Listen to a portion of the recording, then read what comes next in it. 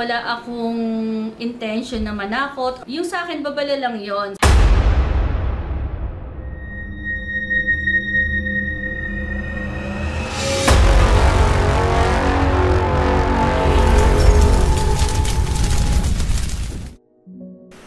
Hello po mga ka-PTV, sa video na ito ay tatalakayin natin ang dalawang masasamang pangitain o premonition na ikakagulat ng sangkatauhan ayon sa mga visions ni Mamo. Pero kung ikaw ay hindi pa nakasubscribe sa aking channel, baka naman.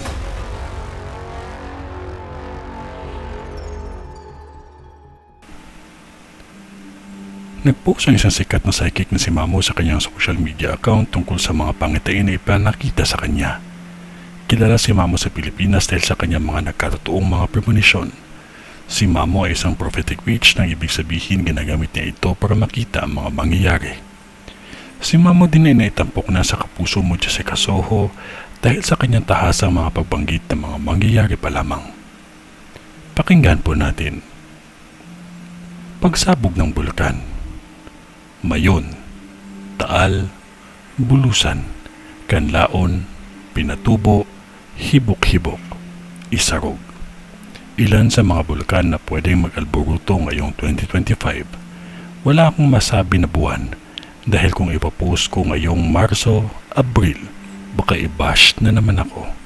Kaya mas mainam maging alerto lagi. Lindol. Ang papanay-panay ang lindol ngayong Marso hanggang sa mga susunod na buwan. Manila, Laguna, Batangas, Tagaytay, Cavite, Mindoro, Nueva Ecija, Pangasinan, Isabela, Zambales, Tarlac, Pampanga, Tugigaraw, Baguio, Bicol, Aurora, at sa iba pang panig ng bansa. Maging maingat.